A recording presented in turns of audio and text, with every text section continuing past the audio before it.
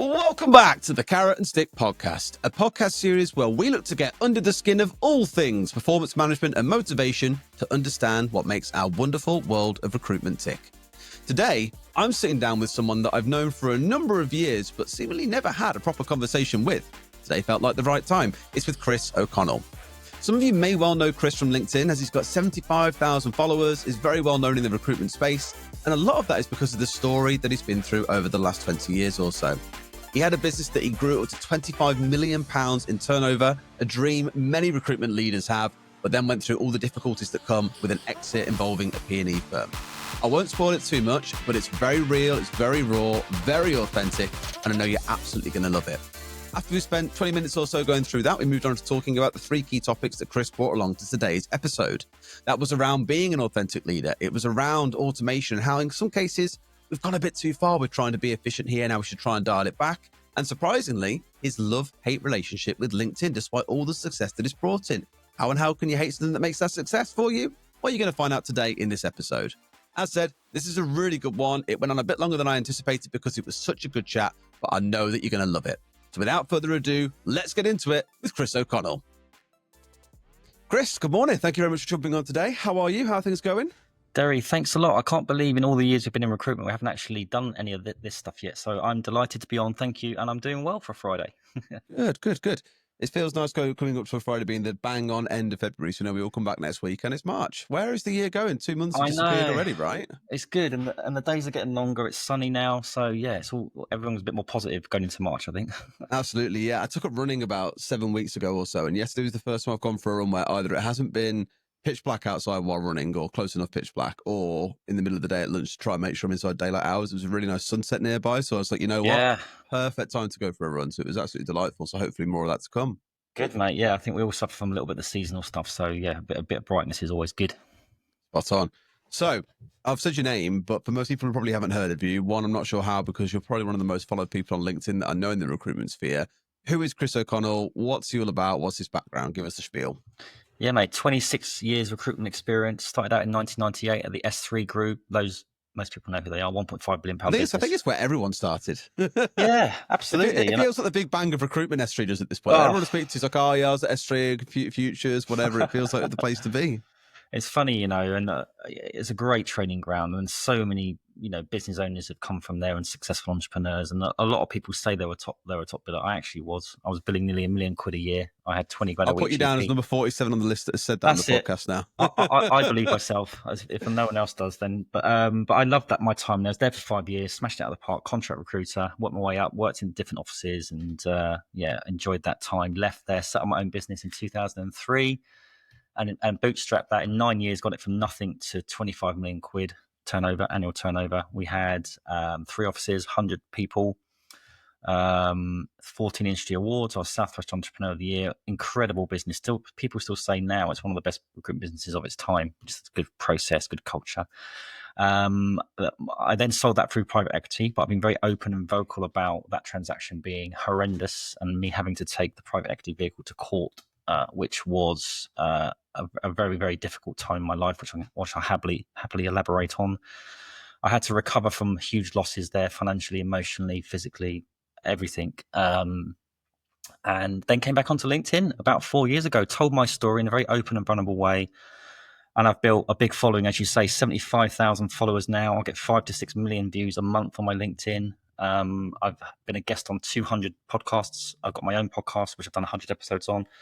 And what I do now I've helped over 65 now recruitment business owners build, scale and grow from 1-person bands up to 100-person bands. I do the vision, the mission, the values, business development, branding, marketing, culture, training, the whole lot really. As an example, last week I was holding a big board meeting doing proper strategy stuff. And then this week I've done 3 candidate workshop sessions on how to, best acquire candidates. So I love the hands-on business development side of things. I like the strategy, and I just really enjoy helping recruitment businesses build scale. Fantastic.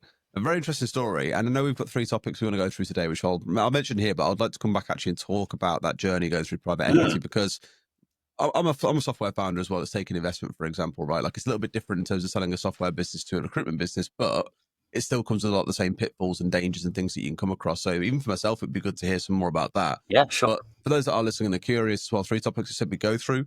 Number 1 is around BD. Shock horror. It's a big topic at the moment as well. But more importantly, I think we were saying earlier on, it's about people's reliance on it now. It's becoming over automated in a way. So we'll go through that. Second one is around leaders being real. And given you were speaking about how you like to get involved with mission, vision, purpose, that sounds really relevant as well. And then LinkedIn, as much as it does quite a lot for you and you're very successful on there, as you described it yourself, you've got a love-hate relationship with it. It becomes a little bit fake at times, and it's worth talking through that. And I think, once again, looking at the dangers of it. So 2 topics there around BD and LinkedIn that sound like more of a warning sign than anything else. But that middle one, more about the leadership side of things too. They sound good to you still? Really excited for that. Yeah, absolutely. Smashing. Before we get into it, though, we'll put the break on that one and tease it a little bit. Let's talk about this private equity stuff then. Like, as much as you're willing to share as well, it'd be good to kind of get a bit more on that. And I think for those who are listening who are, recruitment leaders who are one day thinking they'd like to sell, let's hear the reality of it. What are the dangers? What things did you experience? How did you feel afterwards? Give us the run through. Let's talk about it. Well, I was quite a young founder. I think I started the business when I was 23, 24.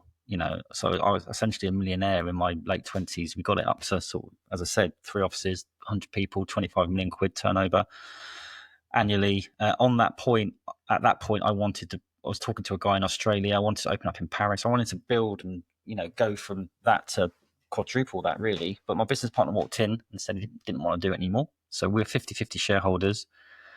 And therefore we needed to find a buyer.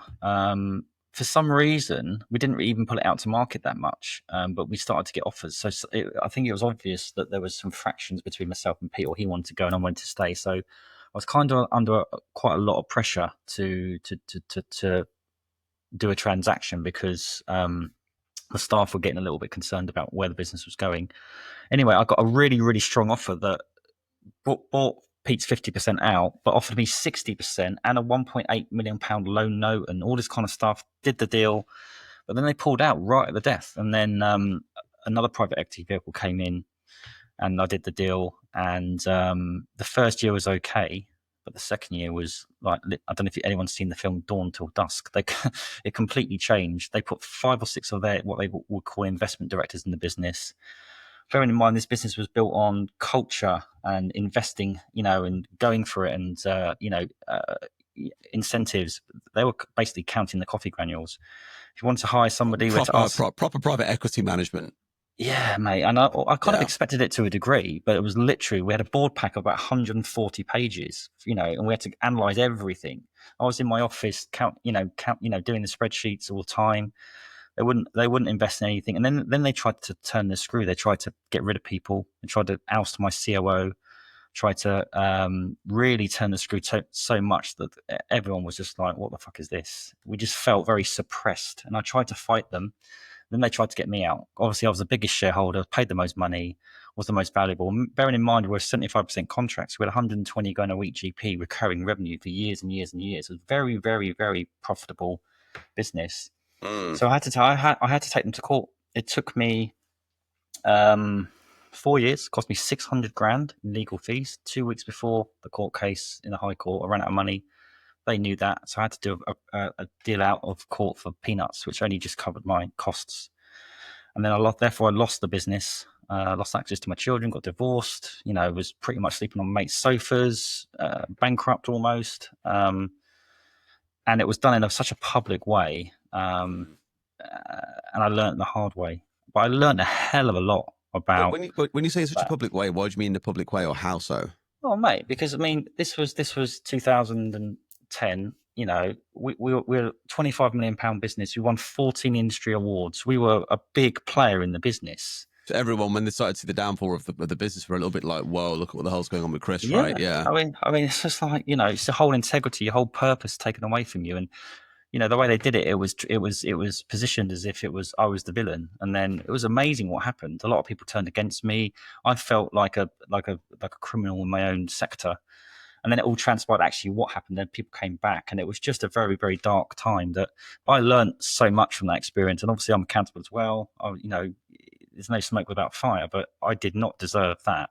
But what I did was manage to harness that experience, use that to my advantage, if you like. And I think the reason why I've got lots of clients now is because they know I've been through that. I've been open and honest about it, and I don't think anyone would want to go through that themselves. So I've now helped others build, scale, and grow, and they kind of trust me because they know I wouldn't do it to them. But also, you can talk about wanting to sell your business, and there's a big difference between talking about it and getting it fit for purpose in the first place. And there's a number of factors that you need to do to get it fit for purpose.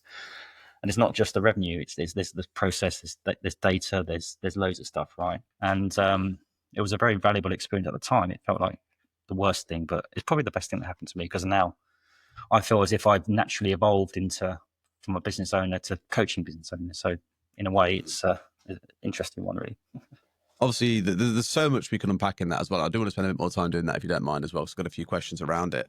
I imagine you're not going to be the only person in the world who's had a co-founder who said, I'm ready to get out now. Like, I've had enough. I've done my time. First question around that. What was it you think led to Pete wanting to be out? Do you think he kind of had his years in the business and thought, you know what, I'm tired. I've had enough. I'm ready to get out now and take some money with me. What do you think led to it? A number of different things, really. We were the same but different. We both worked at S3, both worked at Computer Futures, but I was contract, he was perm. When we first started it, we both did everything, and then at one point we decided, hang on, you've got the perm, I've got the contract experience. So I owned the contract, and he owned the perm kind of thing. He was more operational. I was more kind of the go-getter. If we had the budget to hire 5 people, I'd want to hire 55, but he'd want to hire 1. But that combination was quite good.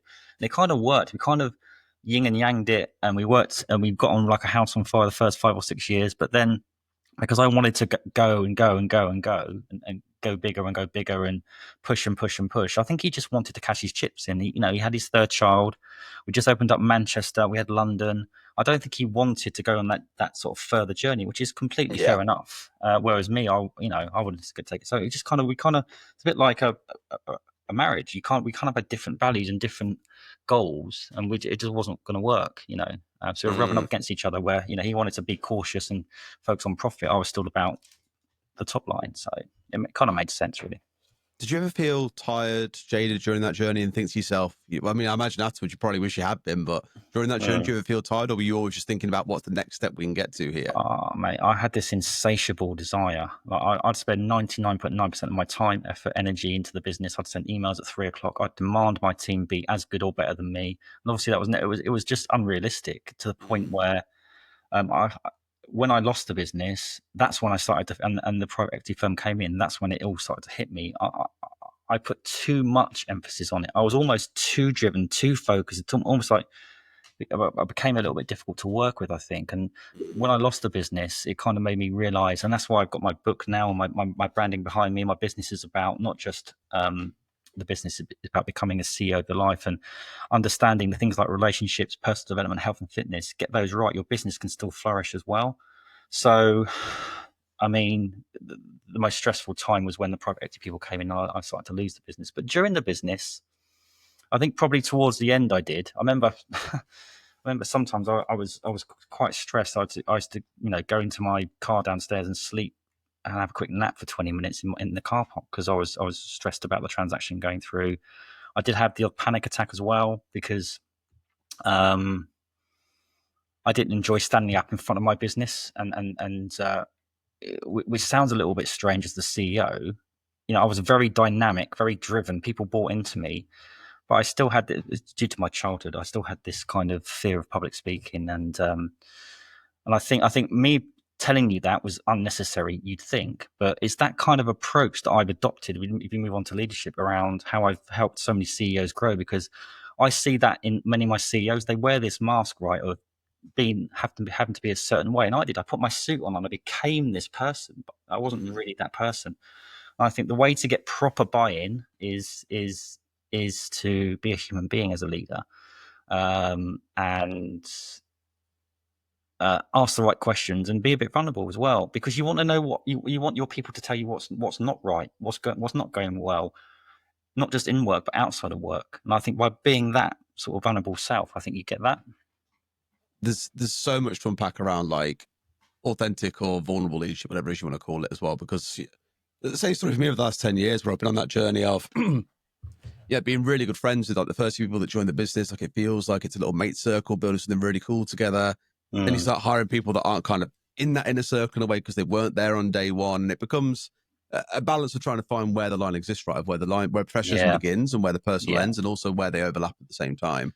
And I'd love to dig into that in a minute as well. Wow. To kind of go on to the next piece, and this is a personal thing, so you can turn around and say, I'd rather not speak about this, but what was it that you think led to the marriage falling apart? Was it down to the stress and how you became as a person? Were you just a little bit more kind of like snappy, a bit more short tempered, whatever it might be? What was it that led to it, in your opinion? Because although these are hard things to speak about, I think these are quite important in your marriage and your relationship. Yeah, so you don't mean the business marriage, you mean my actual marriage itself? Yeah, because I think the impacts of how people are affected by work and events like these, really stressful things, and what it does to you home. I know I've definitely felt it in mine. Like, there's been times where I've been like, I don't deserve, my partner doesn't deserve this person right now. I should be better than this. I know that it's not a good thing. I'm always trying to be careful of it, but it's not a reality when you talk about or confront. I think it, we got married at the time when all this was kicking off. As an example, we was on our honeymoon in the Maldives, incredible place, and then I got this phone call and email through from the person from Dragon's Den. People know who it is anyway. Oh yeah, Chris, you're banned from your business. You're locked out of your email. If you contact any of your staff, you're in contempt of the process. You're suspended under 3 gross misconduct charges. Come into my office on Monday to go through the disciplinary hearing. This is on my honeymoon. I'm like, what the fuck?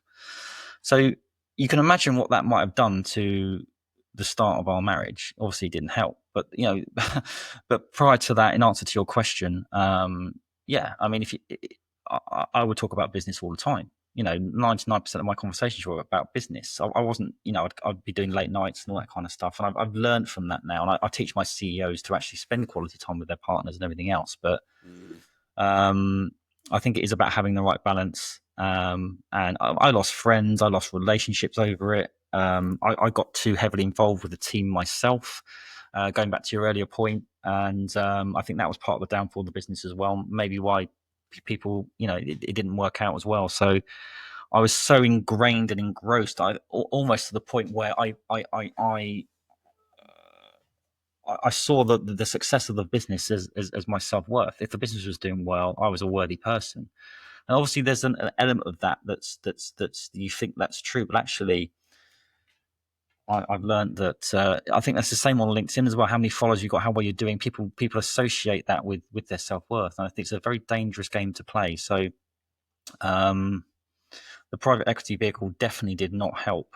Me having to stand up in court, go through a disciplinary hearing in the first weeks of our marriage was not conducive to a healthy start. Let's put it that way.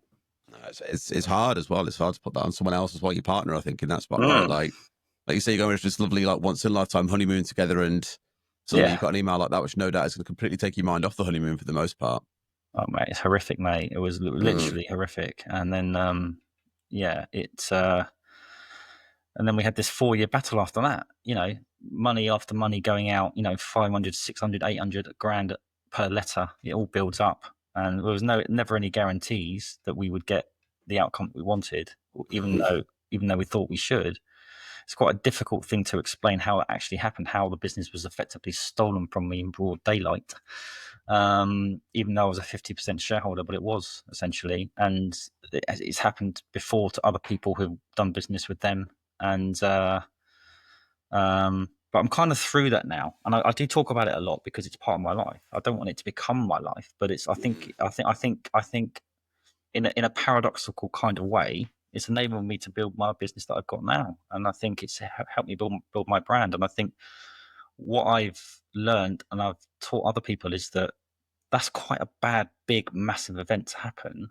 And I've managed to find the courage and resilience to harness that and use it to my advantage. And I think that's recruitment all over in a way, isn't it? You get no's, you get knockbacks, you get different situations. And it's how you respond, as cheesy as that sounds. But don't get me wrong, it wasn't an easy one. I mean, it's also real simplistic and reductionist, but it's character building. It's a chapter of the story. It's what makes you who you are. And you hear people who go through very traumatic moments in their life will turn around and say, would I go back and change it? Not necessarily, because it's made me who I am today. And that person can be a much stronger person, have a lot to offer, as you do clearly in what you do today. So thank you for sharing that, mate. It's really interesting. No worries, you're welcome. Honestly, I could spend a whole hour unpacking that. It feels half like therapy for me. I don't know about you, but if I sit down and have a very honest, candid chat with another founder, you just kind of feel like, wow, I'm not the only one who goes through these kind of challenges, because similar to what you were saying a second ago, like last year, I had a big moment where I was just like, I have no idea who I am anymore. And the line that I said to the guy I was speaking to about it, I was like, this sounds really horrible to say, but I don't know if I even enjoy spending time with my family. It's not that I don't enjoy it, or I just don't know if I also do. Am I doing it because it feels like it's the right thing that the leader of a business should be? Someone who needs to hold this kind of position in society should be, they're a family person. They work out, they have a partner they're married to, they've got this, they've got that. Like, I was just like, am I trying to fit the role of something here that isn't really me?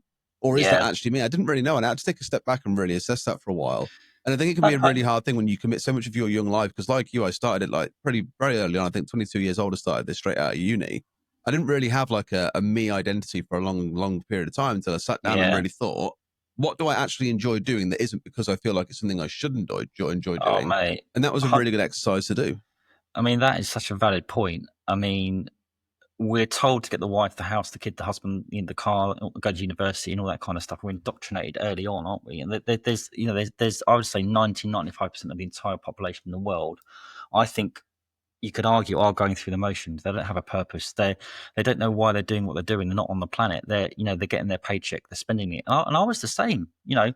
I got to 5 million, 10 million, 15 million, 20 million, 25. Every time I got there, it was an anticlimax. And it was you're always moving the goalpost in a way, thinking, I'll be happy when I get to that. I speak about this all the time to my team. I'm like, people are always like, I'll be happy when I can afford that holiday, or when I can buy that house or get that car.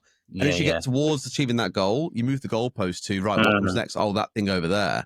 And you just you're always chasing the money in a way, or always chasing some achievement that you're not quite sure why it is that you really want it, right? Totally. I think that situation you described where you're lost and you're not sure what you're doing is actually a very healthy thing, because it shows that you do want to be attuned, you do want to get on the right path, and sometimes you have to take a step back. And actually, I had one of the best years of my life last year.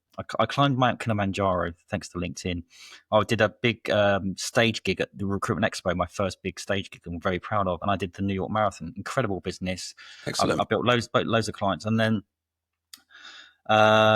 in January, I was ill for 4 days. For 4 weeks. I had an ex-girlfriend come back into my life unexpectedly and basically resurfaced loads of old wounds.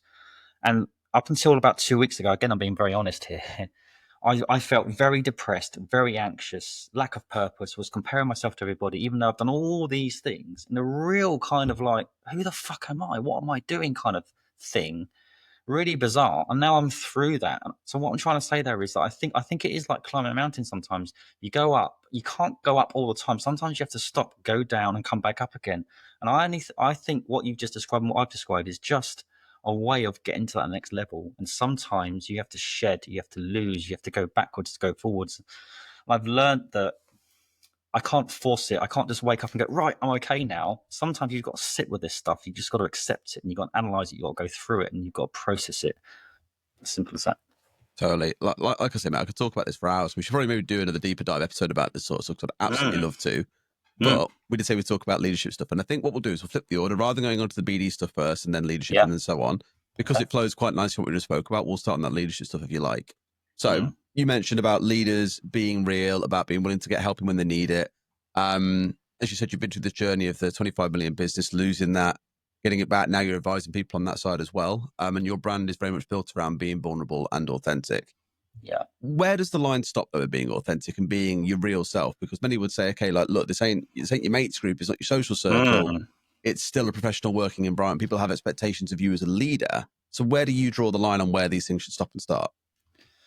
Look, I guess I'm a bit different to a lot of people. I was a guest on a podcast this week, and for some reason the conversation went on to porn and masturbation, and we talked about that. And I mean, as an example, that you could argue that is quite almost a bit too far. But I don't know. Look, for me, if we incorporate LinkedIn into leadership as well, when I started posting on LinkedIn, and originally, I'll be completely honest, I did it for the likes. I did. Then I thought, fuck that. What am I doing? Now I do it for the intention. And if I post something now, I do it knowing that I'm being completely myself, authentic myself, and I might repel people, push people away. and I might attract people, but that's good. I actually want to repel the people that don't want to vibe on my vibe. I want to be who I am. How I would describe myself is driven, focused, experienced. I'm skilled. I've done so much in recruitment, but I'm very authentic and I'm very vulnerable, and that's just me. So as a leader, I want to I want people to be themselves. When they're themselves, they're the best versions of themselves, and they get the best results. So I think leadership is about creating other leaders and encouraging people to be completely themselves and not to play to the crowd. And actually, how I've won business, like as a very shy, abused, abandoned young child, I had no fear on the phone speaking to CEOs. I didn't put them inferior or superior. I was just myself. And by being myself, not this over-engineered sales kind of, I have to be like this kind of thing, because I was myself and I had a conversation with them as a human being. I won my business. So I don't think that answers your question. It's about just trying to relax and get the best version of yourself to come out. I mean, I hear that 100%. Like, I always think back to the best sales conversations I've had over the years. 10 years in business, I can probably name half a dozen good sales calls or conversations I've had where I've genuinely felt impressed by the salesperson. And a lot of that comes down to, like you say, because they were authentic, they were very real, they built a connection, they spoke on my same level. It wasn't ever disrespectful of like or I'm better than you, or I've got something I know that you need, like trying to strong arm you with like sales tactics. It was very much just two people, let's have a conversation here, right? Like, here's what I'm all about. What is it you're all about?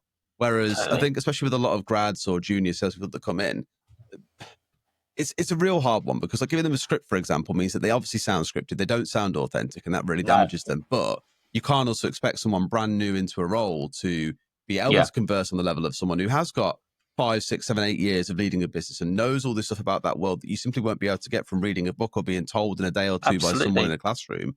It is hard to get there. And that's right. So when you're approaching your CEO as a recruitment consultant, a big high-level hiring director or CEO, often they'll buy from the person that's like that, not this manufactured salesperson. And also the team, your employees, your staff, your colleagues, you don't want to sit down and do a massive presentation about how great you are and what you've done and your achievements. Yeah, you might put a bit of flavor in there, but just talk to them on the level. I guarantee you'll get the performance out of them that you want. And it's a bit of an art to do that, isn't it? Because you have a great example, mate. How often does someone jump on a podcast and go, "Yeah, so got divorced, lost custody of my kids, lost a business worth 25 mil, went through all this like change as a person." Like, that's a human connection, right? It's not a business connection of, we've made this much money and got this many clients, we're rated this much in the world. It's like, yeah, cool. Every business says that.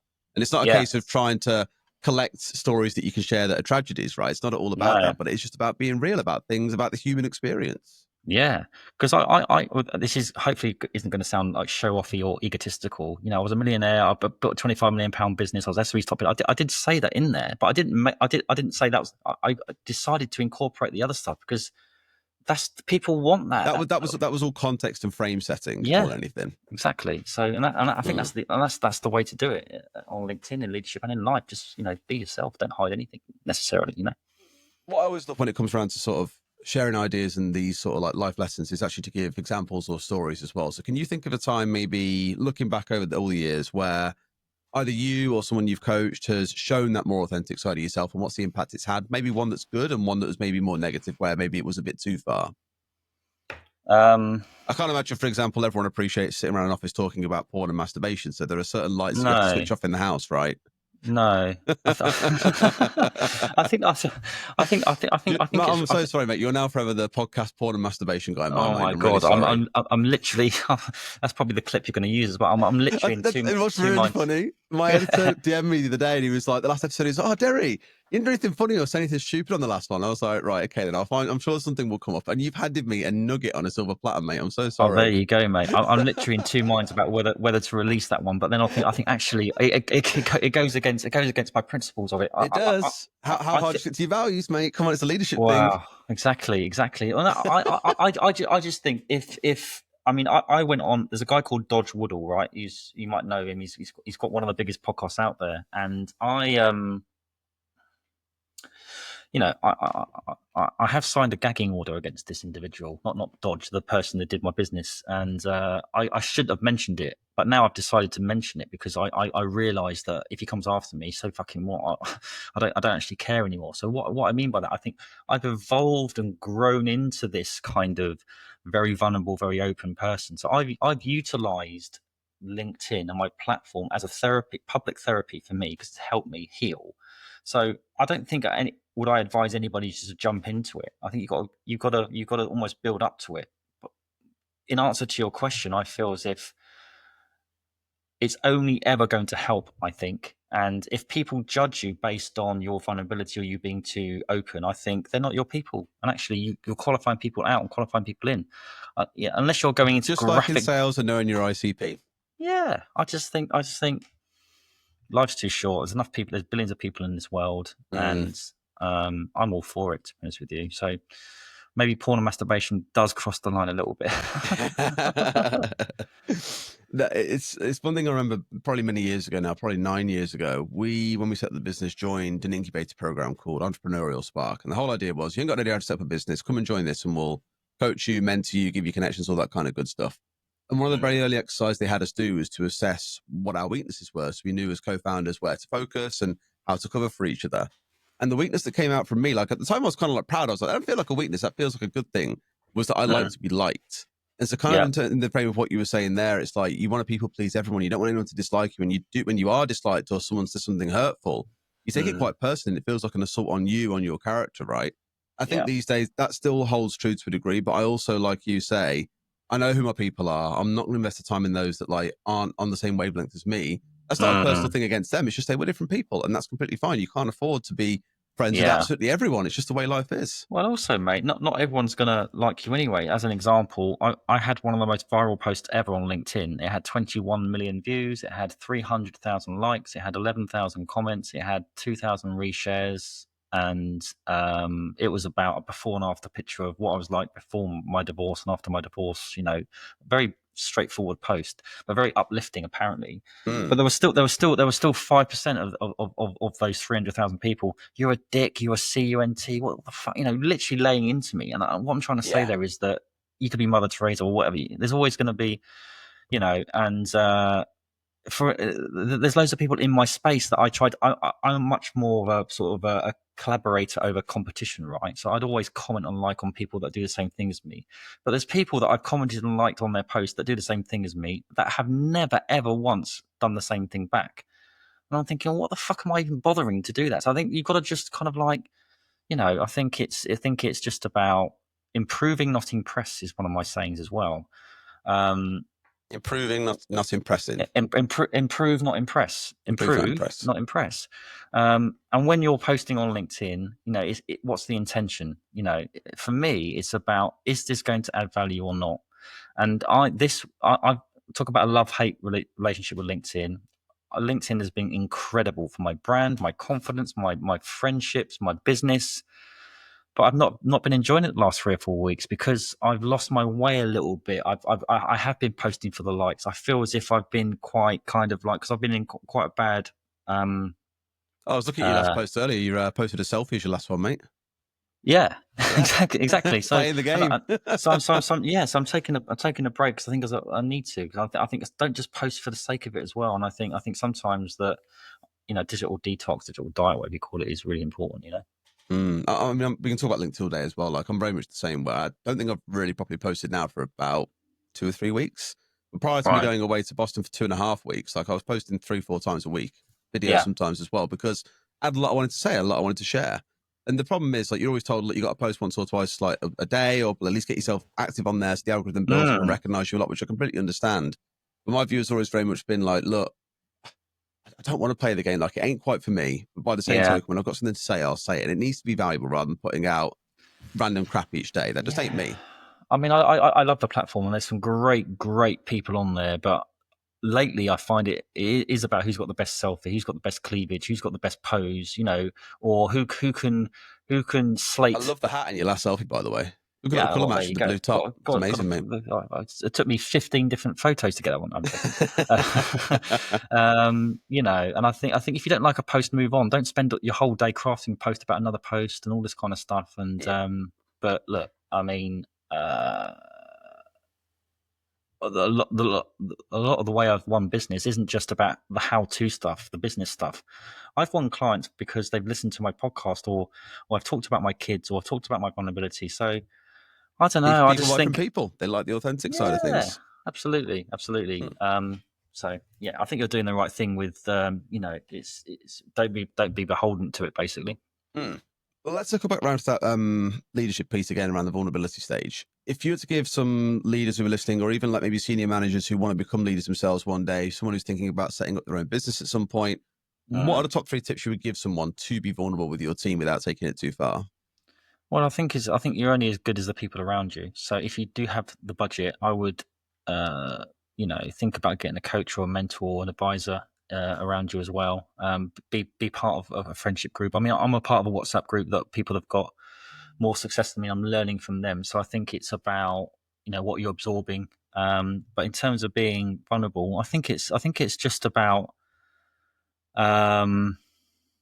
almost taking off your leadership hat or your leadership suit and having a conversation with people. So it's about communication as well. So Just be you as a person for a moment rather than being you, the leader, for a moment. yeah, and how people communicate internally is how you're going to communicate externally. So if you're constantly just speaking to your team via WhatsApp or Slack or whatever, have a one-to-one with them in person or on a Zoom, and just say, look, this isn't about business. This is about you. Tell me a bit more about you. So, you know, last week, I'll be honest with you, I had a little bit of wobble. For some reason, I had a bit of a bad day with my anxiety, but I'm fine now. I got through that. I don't know. I think it's just about having a conversation sometimes.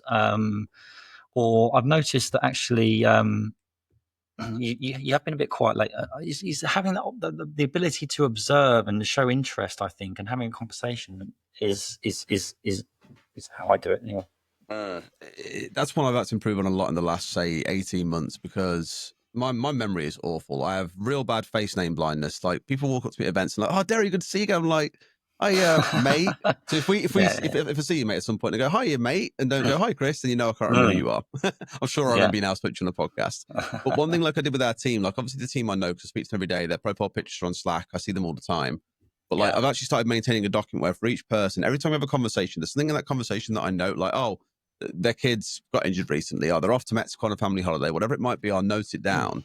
And when I heard it from them, and next time we speak, I'll just, before I go into a meeting with them, I'll just quickly check that list and go, you know, what things did I remark last time we did? And I've always felt really bad about doing that. Like, oh, why is it got to be something I have to write down? Why can't I just remember it?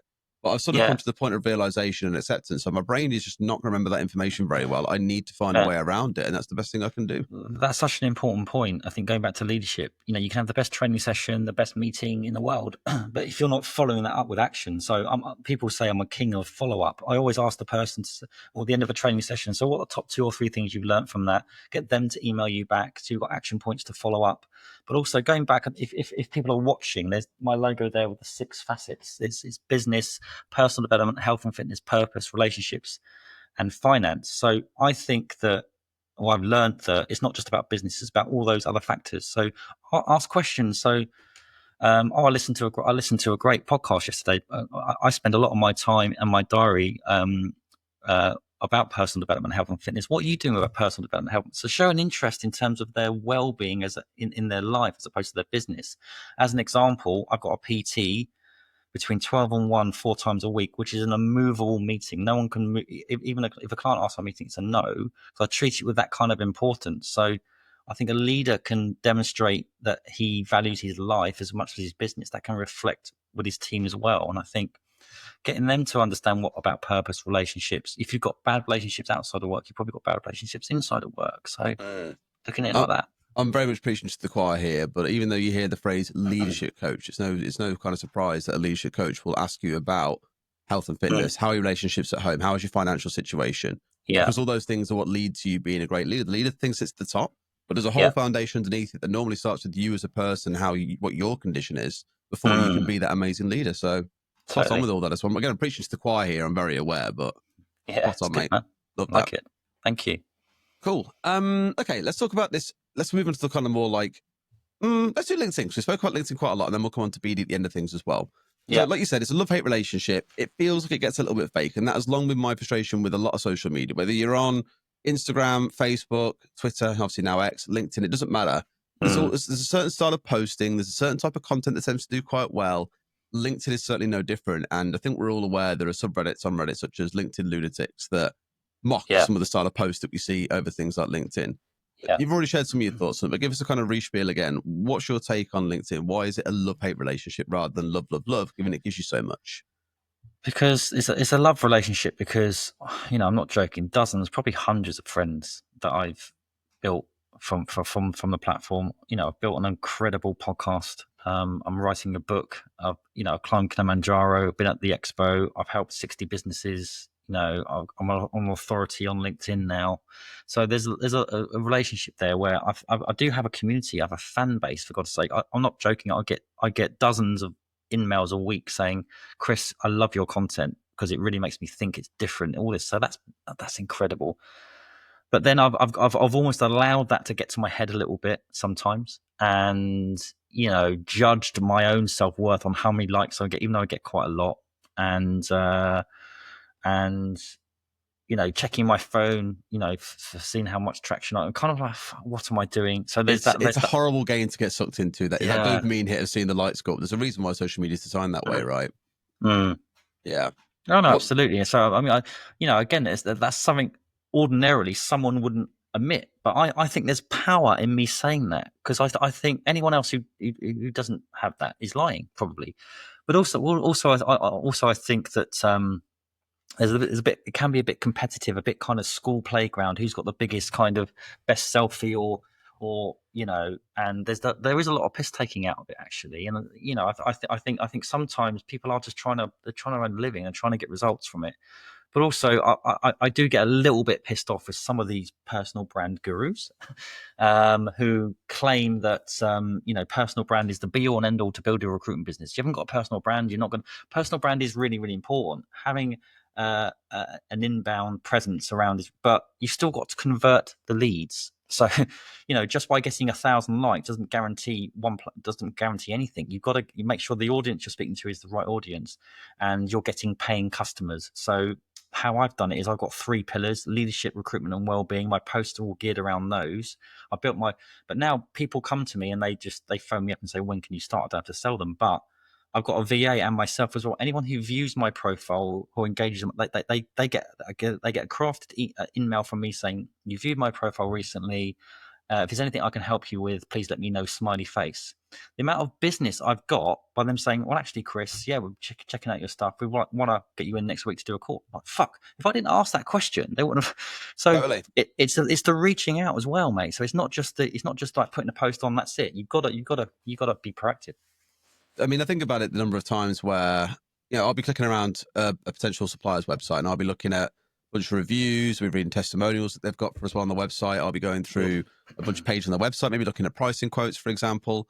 And then they'll reach out and just be on completely the wrong wavelength. I'm like, guys, I've been looking for a while. Like, this if you look at your stats and all that, but I've been quite far down the funnel here.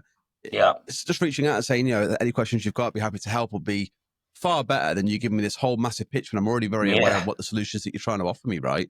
And in the case you're doing that as well, like, there's a fair chance if they're interacting with your posts, or they've seen a few things before, or they're not the first time they've come across you, they probably are thinking about, actually, there's some real value here that we could extract from this. Clearly, you're starting to become a trusted authority in their mind. They're reading more of your stuff, consuming more of your content. If you went in there and tried to pitch them completely cold and everything, they'd be a bit like, Chris, like, we know what you're all about, mate, and this ain't very you, because they've seen the authentic side, the very real human nature to you, and that's what makes it very real when it's a simple, cheers for interacting. Let me know if I can help. That's it. And it's that human touch. I think people probably look at me sometimes and think, oh, he's not approachable, or they get this perception or this persona of somebody. And then if you make the first move in a soft way, it's, oh, fucking okay, I'll speak to this guy. And it's and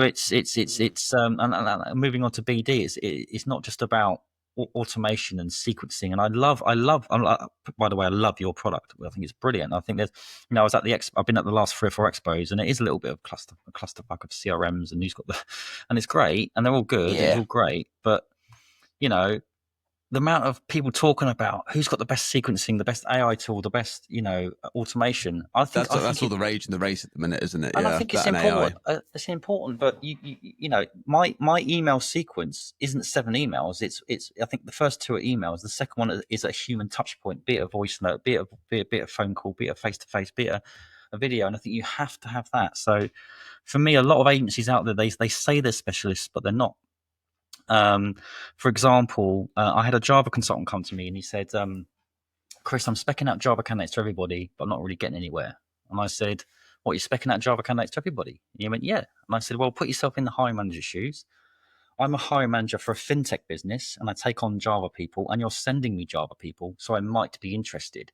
But if you start sending me Java people that worked at 3 or 4 of my fintech competitors, I'm definitely going to be interested. So instead of being Java across everybody, why don't you break it down? And what he decided to do was do fintech martech. He broke the fintech. You broke it down into industry sectors, and his pitch to the candidate and client wasn't, "Oh, hi, it's Chris from Chris O'Connell Limited. We're a specialist recruitment Java recruiter."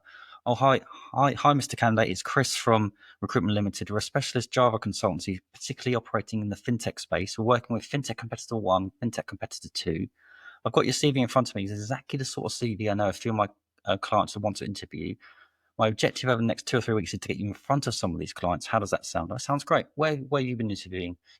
Where have you? So it's that layer of detail, and then your pitch to your client is what's in it for them. Instead of saying it's Chris from Java Limited, it's Chris from Java Limited. We're a specialist fintech recruiter in the Java space. We're working with fintech competitor 1, fintech competitor 2. A great Java guy came onto my book yesterday. Has worked at 2 or 3 of your competitors. I'm going to pop his CV over to you. Tell me a bit more about your plans. So what I'm trying to say there is that feels like a long pitch, but it's not. It's credible. It's simple, and that's what they want. So you've got to demonstrate what you've done, where you've done it, and then just chill. So I think we over engineer. We talk about how great the recruitment business is, or we just cut to the chase, have a conversation, tell them what you've done, where you've done it. That's it. It's more about it being relevant to the individual you're speaking to, like you say, right? If I get like the number of times that automation completely goes wrong and someone will message us thinking we're a recruitment business, I'm just like, mate, we're not a recruitment business. Like, our clients are recruitment agencies, but we are not one. And I'm just Yeah. like, your automation's gone completely tits up here. Like, what's going on? And I Yeah. think what you're coming back to there is the most important part, is just kind of understanding a little bit about the person that you're speaking to. And when I'm saying that, I don't mean saying, oh, I see that you went to this university and did this degree. That must have been great. That's Yeah. not really how it goes. But I say it to like people all the time. It's like, think about the world that the person you're trying to speak to is in. Like, what could they be going through right now? What are their main challenges? How can you help them without trying to Yeah. get anything back from the other side, right? And in the case of a lot of recruiters, when it's having a conversation with someone, chances are they are worried about things like being able to retain top talent. They are worried about, if I Yeah. have to cut my team down in size and grow it again at some point, where I'm going to find those right people from. Yeah. Roles like engineering, as we all know, are really hard to hire the right people for, because it's a very in-demand skill in the Well, market, especially good ones. and that's why that's absolutely that market segmentation I talked about, is that no one can be a Java expert across the world. If you break it down and you do a top 30 within each market segment, you're then becoming very knowledgeable. You're speaking to, you're learning about the projects, the people, and the companies. That gives you confidence, and that enables you to have the credibility to pitch better. And people see through that. All you've got to demonstrate is your knowledge and your credibility, and then you're off to the races. So less is definitely more. And I just think there's too many generalist recruiters out there masquerading as specialists, which is their biggest BD downfall. People get the fear of BD because they think, oh, but when like with any presentation or any speech, if you don't know your subject matter, you're gonna be nervous. But if you know it, Totally. you're gonna be confident. It's simple as that, yeah. I've said this a few times to recruiters over the years, and they get in touch saying, "Oh, I've got a developer who specializes in HTML, CSS, and JavaScript." I'm like, mate, I'm not being funny. That's the building blocks of the internet. Every developer can do those things if they work in web tech in any way, shape, or form. Yes. Just by saying those things, I'm always a little bit like, it shows that you don't know what you're talking about. Whereas if you came to me and said something like, I've got a React developer who's got PHP Laravel experience. I hear you guys building that tech stack. Is it relevant to you? I'll take a look. That's actually how we hired a developer on spec. The only spec CV I've ever hired from was someone who understood that in their pitch and put forward the perfect candidate. And I was like, weird that. Get it right for the right audience and they'll listen. But as soon as you show any kind of generalist crap, I'm just not interested, because you haven't researched us. You don't know what my company might need. Therefore, this ain't going to be right for us. Just no way. And absolutely. And I teach my clients this and loads of other stuff. But also task management and time management. I don't care if you've got one job on or 500 jobs on, you've always got a time to BD. But also, even if you're a resourcer or 180 or delivery, I don't go with, oh, we don't do BD. Oh my God, it's the opposite. The amount of information you're seeing or speaking to on a daily basis from a CV, you can BD as a resourcer by the approach that I've got on. It's about having that BD lead generation mindset. That's not turning it into a wide boy. Come on, let's get on the. But recruitment is sales. I'm sorry, you've got to lead generate. You've got to BD in every action that you do if you can.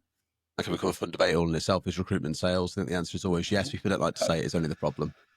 Yeah, sales and marketing as well. Let's give marketing some kudos, but probably in that order. Yeah. Let's talk about automation for a few more seconds then as well. Yeah.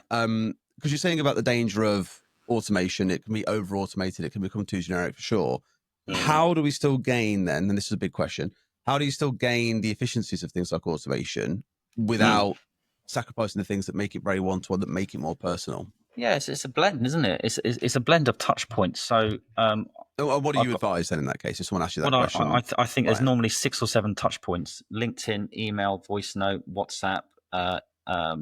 It's mapping that out. So if you do use automation, don't make it 7 emails. Make it 7 different touch points, or different types of touch points.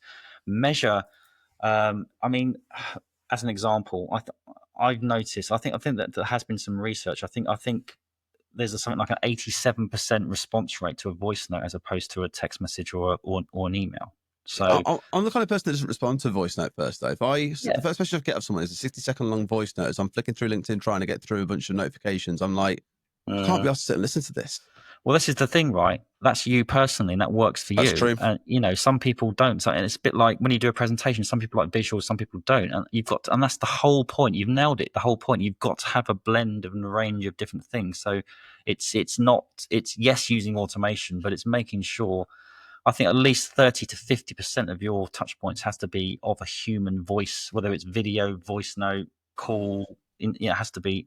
But the problem we've got is that I've seen some clients where they've got delivery teams outsourced in different parts of the world, and they qualify their candidates just on email. I said, "What? You don't even have a conversation with them?" No, we just do everything via email. It's like, oh, mate, how can you qualify a candidate via an email? You have to over automation in that case, trying to make process happen and be super efficient, but by the same token, losing the human process that makes the efficiency actually work. Absolutely. So it's having that balance and that blend. Nice. Okay, cool. Some really good topics there, mate. I'm very aware we're slightly over the hour as well, so we'll wrap stuff up in a moment. One thing I'll ask before you go in that case then, or maybe a couple of things I'll ask. One, what would be your top tip to someone who, like I mentioned earlier, maybe wants to follow your path, who's a really successful biller, wants to go and do their own thing one day, or maybe they've just made that jump? If you could offer one piece of advice to them, what would that piece of advice be? I think we've touched on it before. I think don't try and conquer the world. I think find a niche, master it, embed yourself in it, and go inch wide, mile deep. It's the age-old saying. And build your business for the long term. Start to add new quality managers. Always aim for 3 to 5 managers per company.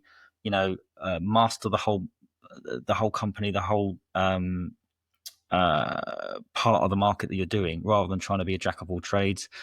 And I think have a BD mindset, have a process around outbound. I think as well, but I also think that it is about becoming the CEO of your life. What I mean by that is, obviously, it's really important that you put as much emphasis, energy as possible into your business. But if you're not looking after yourself with your personal development, with your health and fitness, your purpose, relationships, and your finances, it doesn't matter how great your business is. You won't be fulfilled. You end up getting burnt out, and you'll be doing it for the wrong reasons. So it's finding that balance, and maybe you need a coach or a mentor or someone or people around you to help you with that. And that sounds quite counterintuitive, but sometimes putting too much emphasis on it can be, zoom out and look at those things as well. I love that. Nice. And I've got a few bits of advice there from all that one question. One question I'll ask about it, you said 3 to 5 managers per company. What do you mean by that? Surely based on size of company, you might need more than 3 to 5. Yeah. I do. On average, the amount of businesses is one of the first questions I ask. So tell me how many companies have you got in the database? And actually, most of them don't even know that, which is a bit. Oh, you mean at the client? Sorry, I thought you meant in the business you're building, and I was like, what are you on about? But you mean hiring managers? Sorry, yes, sorry, absolutely, yeah. And Got it. on that point, so they'll say, oh, I think it's 1,000. Well, okay, let's go with 1,000. How many managers you got? Oh, I don't know. And they find it's 2,000. Well, therein lies the problem. One of the first projects I do, if they're quite shy about doing BD, let's go back into those companies. Let's do an analysis over the last 2 years of every client you've had a CV job, interview, or placement at. Divvy those clients out, 50 to you, 50 to you, 50 to you. Want to go from 2 managers to 5 managers in the next 3 months. Once you go back in there, reintroduce yourself, contract perm, upskill, and populate a database. And then in 90 days' time, you've got 5 managers per company, and that's how you can BD. It's a softer way of doing it. So it's looking at. I've always built my business on the third new business, a third where you place 1 or 2, and a third key accounts. And often the gold, a lot of it is you've already got it, but you just haven't maximized it properly. Got it. Makes sense. Nice. No. And these are 2 really good questions to ask you. What's your favorite podcast to listen to for recruiters, except your own and not this one? I was going to say my own then. No, I mean, obviously Hisham's doing some good stuff, isn't he? I need to listen to his episode with the founder of Finley James, actually, John, because apparently that was a really good episode about what went wrong there. Yeah. I was on Hisham's back in the day. My one's quite a good one, actually, if I say so myself. But John's a good lad. They've had some good ones on there. I think that's probably one to go to, isn't it? I would have thought. Yeah, definitely, yeah. And then a similar question, but and I hate using the word, LinkedIn influencers. Who do you go to get good content from and consume good content? Well, there's different types of people. There's the guy called Benjamin Dennehy. I don't know if you see him as a cold call guy. No, I know him very well. I've many years. Brilliant. Yeah. Well, he's coming on my show next week. Oh, I can't wait to meet him. He's class. So it's people like that are just literally, he is complete. He's a great example of being yourself. He doesn't give a fuck. He is what he is. Because LinkedIn is very kind of anti-cold calling, it's all about the LinkedIn, the influence. So I think it's people like that. Who else? I've got loads of friends. There's a guy called Steve Ware who does loads of mindfulness stuff. Unfortunately, there's quite a few charlatans out there that get thousands of likes that are cheating the system as well, who I don't like. But who else is there? I'm